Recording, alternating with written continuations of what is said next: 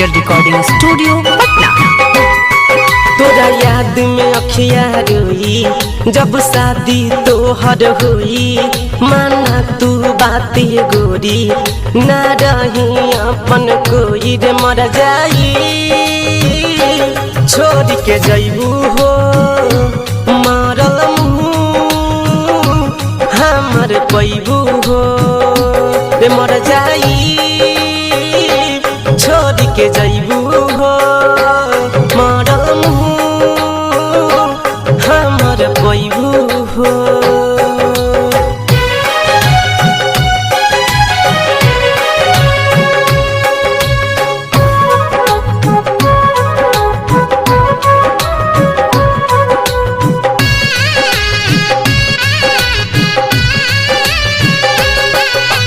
तू हाउ बचपन के प्यार हो, तू हाउ जीवन हो, आस बतुहर बन बदुल है तू हमर दुल्हन हो।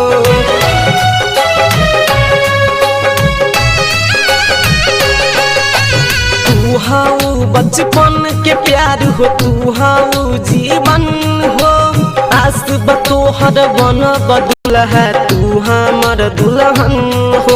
न जई हो तू ठुकरा के जिंदगी में हमारा के रे मर जाई छोड़ के जईबू हो मरल मुँह हमर पैबू हो रे मर जाई छोड़ के जईबू हो मरल मुँह हमर पैबू हो।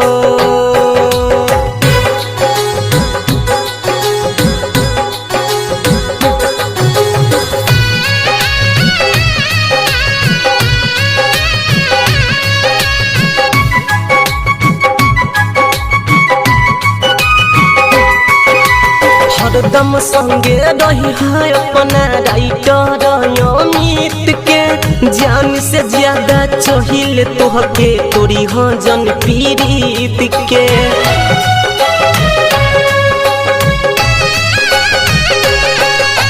हरदम संगे रही है अपना राइटर अमित के, जान से ज्यादा चाहिए तोहके तोरी हो जन पीड़ित के। रूपे सन सहे पाई जानू हो तोहर जुदाई रे मर जाई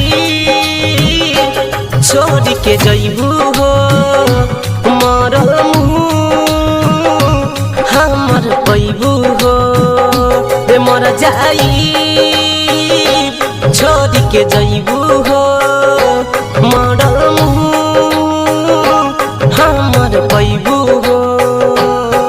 तोरा याद में अखिया रोई जब शादी तोहर होई, माना तू बाती गोरी ना रही अपन कोई रे मर जाई छोड़ के जईबू हो।